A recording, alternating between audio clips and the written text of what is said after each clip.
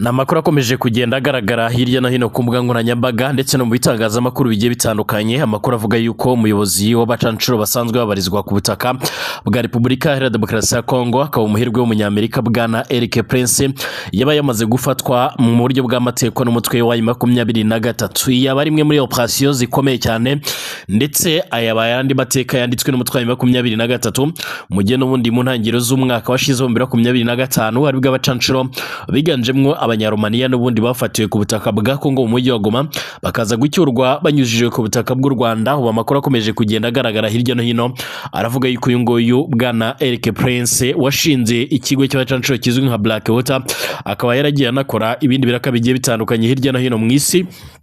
Akaba yararwanye muri za Iraq ndetse na Iran nk'amakompanyi wenyine yaba yamaze gufatwa n'umutwe wa 23. Na makuru akomeje kugenda avugwa ndetse na makuru akomeje kugenda agarukaho n'abatari bakeya, ariko kandi byagenze bite kugira ngo uyu mugabo aze gufatwa cyangwa se aze kwisanga mu maboko ataraye y'umutwe wa 23 mu gihe byemezwa ko bwana Félix Antoine Tshisekedi Tshilombo yaba ari umwe mu bantu baba bakomeje kugenda ababishyura akavagari k'amafaranga mu rwego rwo kugira ngo abashe kuba yakwitwara neza cyangwa se amufashe guhangana n'uyu mutwe wa 23. Ndagaruka kandi ku isengesho rya Perezida Félix Antoine Tshisekedi Tshilombo herutse gusengera i New York muri Leta Zunze Ubumwe za Amerika, ariko kandi ndagaruka ku rupfu rw'umwe mu basirikare bakomeye cyane mu gihugu cya Uganda ubwo ni mu ngabo za UPDF. Na makuru akomeje kugenda avugwa, na makuru akomeje kugenda ashimangirwa n'abatari bakeya avuga yuko uyu Eric Prince yaba yamaze kugera mu maboko ataraye nk'uko bikomeje kugaragara cyangwa se nk'uko bikomeje kugenda bitangazwa. Amakuru akomeje guturuka mu burasirazuba bwa Repubulika Iharanira Demokarasi ya Kongo aravuga ko umutwe wa 23 wataye muri yombi bwana Eric Prince usanzwe ari umuyobozi w'umutwe w'abacancuro wa Blackwater wo muri Leta Zunze Ubumwe za Amerika. Mu mpera z'umwaka ushize nibwo amakuru yakomeje kugenda kwirakwira avuga yuko uyu muherwe w'umunyamerika wanabaye umusirikare mu ngabo za Amerika yaba arimo kugirana ibiganiro by'ibanga na Perezida Tshisekedi ndetse n'abandi bategetsi ba Kongo mu rwego rwo kugira ngo azaze gufasha iki gihugu mu bikorwa bigendanye n'umutekano. Mu minsi mike ishize rero nibwo hari amakuru yakomeje kugenda avugwa cyane cyane muri Kivu y'Amajyepfo. Ni n'amakuru twagarutseho yavugaga yuko hari abacancuro binjiye ku butaka bwa Kongo, ariko kandi bakaba baragaragaye hano muri Kivu y'Amajyepfo muri za Uvira. Abangaba rero n'ubundi ngo ni bamwe mu bari baje gutegura urugamba rukomeye cyane rwo gukomeza gusubiza inyuma uyu mutwe wa 23. Byerekana neza yuko uyu mugabo nyuma yo kuganira n'abategetsi ba Kongo bakamwemerera akavagari k'amafaranga yafashe umwanzuro wo kuza kwirwanirira n'ubundi ndetse aza no kuyobora ibikorwa bya gisirikare n'urugamba muri Kivu y'Amajyepfo. Bivugwa ko uyu mugabo kandi yafatiwe mu mujyi wa Uvira muri iki cyumweru. Ubwihuriro ry'ingabo zirwana ku ruhande rwa Leta ya Repubulika ya Demokarasi ya Kongo ryasubiraga mu mujyi wa Uvira nyuma y'uko 23 yari imaze kuvamo mu kwezi gushize. Abacancuro by'umwihariko ba Eric Prince by'umwihariko cyangwa se Eric Prince abereye umuyobozi bari mu bajyanye naryo muri ururiya mujyi Uvira, ndetse amakuru avuga yuko kandi bamaze igihe banagaragara mu mirwano ikomeje kugenda ibera muri iyo misozi miremire y'umurenge. Amakuru avuga ko kandi uyu mugabo yafatiwe muri hoteli yahazwi nko kwa Mucepe afatanwa n'abandi basirikare bamurindaga mbere yo kujyanwa ahantu hatazwi nk'uko bikomeje kugaragara. Kugeza uyu 23 by'umwihariko ntiyari yemeza cyangwa se ngo ihakane amakuru y'ifatwa rya Eric Prince. Gusa abasesenguzi bamwe bati by'umwihariko ibi byaba ari bimwe rero mu bikomeje kugaragaza imbaraga zidasanzwe z'umutwe wa 23 mu gihe mu ntangiriro z'umwaka bakunze gukora operation zitungura benshi, dore ko by'umwihariko mu bihe nk'ibi aribwo urugamba rwari rukomeye ndetse rukomeje kugera rufatira intera muri Kivu y'Amajyaruguru ubwo hafatwaga umujyi wa Uvira ndetse agakomerezwaho ibindi bice bya za Bukavu. Umuvugizi wungirije uyu mutwe by'umwihariko mu bya politike Dr Oscar Barinda kwa gatanu ubwo yabazwaga n'abanyamakuru rero niba koko uriya mugabo baramufashe, yasubije ko umuvugizi wa gisirikare Lieutenant Colonel Wiringoma ariwe by'umwihariko ukwiriye kubibazwa kuko abacancuro by'umwihariko niwe ujya abaherekeza nk'uko bigaragara. Gusa mu gisubizo yatanze cyumvikanisha neza ko hari amakuru ya nyayo baba bafite cyangwa se agendanye n'ifatwa rye, kuko yavuze ati yuko yagize ati Wiringoma abari mu bibaza ibi ngibi ni uraza kugenda abibasubiza. iyi ngingo ikomeje kugenda igarukaho cyane ku mbuga nkoranyambaga ndetse inshuro nyinshi leta ya Kongo yagiye iburirwa n'umutwe wa 23 ko itari ikwiriye gukomeza n'ubundi gukoresha abacancuro cyangwa se abangaba biganjemwo abaza gukora ibiraka by'injyankurye nk'uko bikomeje kugaragara. Icyakora Perezida Tshisekedi we akomeje umugambi wo gushaka n'ubundi kurebera hamwe ndetse no gushaka inzira zose yakoresha kugira ngo abashe kuba by'umwihariko yagera cyane cyane by'umwihariko ku nsinzi yo kwirikana uyu mutwe nk'uko bigaragara. Perezida wa Repubulika Iharanira Demokarasi ya Kongo yifashishije ivanjiri ya Matayo yasenze asaba amahoro, ubwiyunge hagati y'abantu ndetse n'ibihugu, maze asabira abari mu ntambara ndetse n'impunzi mu gihe cy'isengesho rizwi nka National Prayer Breakfast ribera i Washington DC muri Leta Zunze Ubumwe za Amerika.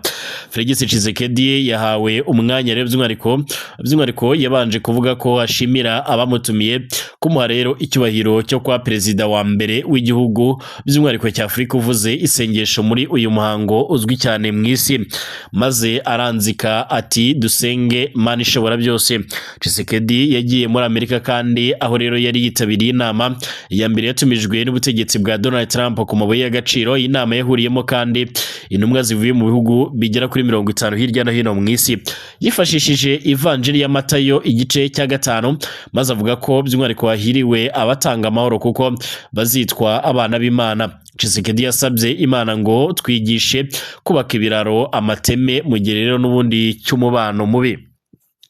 Mu isengesho by'umwihariko yarimo asoma yasabye ko rero haba ubwiyunge hagati y'abantu ndetse no hagati y'ibihugu kugira ngo amahoro n'ubutabera, ubwisanzure, umutekano ndetse n'agaciro biganze hose mu isi. Igihugu akuriye by'umwihariko kiri mu ntambara muri Burasirazuba bwa Repubulika ya Demokarasi ya Kongo we avuga ko cyatewe n'u Rwanda ruciye mu mutwe wa 23 ibyo Rwanda rwamamira kure cyangwa se ruhakanira kure. Mu gusenga yanasabye ko kandi risengesho rirenga by'umwihariko kuba umuhango gusa, ahubwo ngo by'umwihariko uhe buri wese na bose bari hano kubasha gukemura ibibazo bihangayikishije ikiremwa muntu. Muri uyu muhango kandi Perezida wa Amerika Donald Trump wavuze ko abona rwose ko azajya mu ijuru kuko rero yakoze ibintu byinshi byiza ku bantu beza. Yashimiye Perezida Tshisekedi kuza kwifatanya nabo, gusa yagowe no kwibuka cyangwa se kuvuga izina rye nk'uko byagaragara muri uyu muhango. Yagize ati uyu munsi turi kumwe n'umugabo w'intwari cyane, umugabo mwiza cyane, perezida wa Kongo, perezida by'umwihariko wahaguruka, nyamuneka by'umwihariko ntiyabashije kuba yavuga izina rye. Trump yavuze ko azi ibintu byinshi cyane. Tshisekedi arimo guca amati, biraza kugenda neza, nta kintu by'umwihariko cyoroha ariko kandi biraza kugenda neza. Yongeyeho ati kandi we nanjye twasinye amasezerano ku mabuye y'agaciro manini cyane yabayeho mu mateka ya Amerika na Afurika, zimwe rero muri kompanyi zacu nini cyane ziraza kujyamo rero by'umwihariko warakoze cyane perezida kandi wampamagara by'umwihariko ku cyari cyo cyose. National Prayer Breakfast ni umuhango uba buri wa kane wa mbere wa Gashyantare i Washington DC watangijwe mu 1953 na perezida nk'uko bigaragara wariho muri icyo gihe ku gitekerezo cy'uvugabutumwa by'umwihariko Abraham Vereide wari umwimukira ukomoka muri Norvège wabaga by'umwihariko isenti muri Leta Zunze Ubumwe za Amerika. Ubutegetsi bumwe rero n'ubundi na bumwe bw'ibindi bihugu by'umwihariko birimo n'ibyo muri Afurika nabwo rero bigatoye uwo mugenzo w'iri sengesho nk'uko bikomeje kugenda bugaragara. Nanzurire ku nkuru ikomeje kugenda inavugwa nanone by'umwihariko mu gihugu cya Uganda, aho bivugwa yuko umwe mu basirikare bakomeye cyane muri iki gihugu yaba yamaze kwitaba Imana. Byagenze bite? Ese haba habaye iyi mpamvu yaba yatumye uyu mugabo yitaba Imana nk'uko bikomeje kugenda bigaragara? Ni Major General Francis nk'uko bigaragara. Major General Francis Takirwa wari umugaba wungirije w'ingabo za Uganda zirwanira ku butaka, yapfuye nyuma y'igihe kirekire yaramaze arwaye. Tukirwa kandi yari umusirikare muri UPDF kuva mu 1989, akaba yaragiye ahabwa imyanya itandukanye mu buyobozi bw'ingabo. Ni imyanya irimo rero kuba umugaba wungirije w'ingabo zirwanira ku butaka, kuyobora diviziyo ya 2 y'ingabo za Uganda ikorera Imbalala, ndetse no kuba umuyobozi ushinzwe uburezi, siporo ndetse n'umuco mu ngabo za Uganda UPDF. Takirwa kandi ari mu ngabo za Uganda, by'umwihariko ari mu ngabo za Uganda hagati ya 2011 ndetse na 2012 zoherejwe muri Somalia, by'umwihariko mu butumwa bw'umuryango wa Afurika yunze ubumwe bwo kuhagarura amahoro.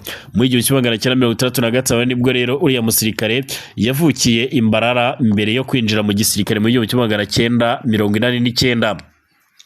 Nk'umusirikare kandi yitabiriye amahugurwa ya gisirikare by'umwihariko mu bihugu nka Uganda, Tanzania, Ubushinwa, Misiri ndetse na Afurika y'Epfo cyangwa se muri South Africa. Mbashimire mwese, turakomeza kubakurikiranira hafi ibigendanye n'aya makuru ya Eric Prince. Ibikomeza kugenda bitugeraho, by'umwihariko turaza kugenda tubigarukaho. Mwese nkomeje kwifuriza kugira ibihe byiza cyane, mukomeze kugira impagarike ndetse n'ubugingo.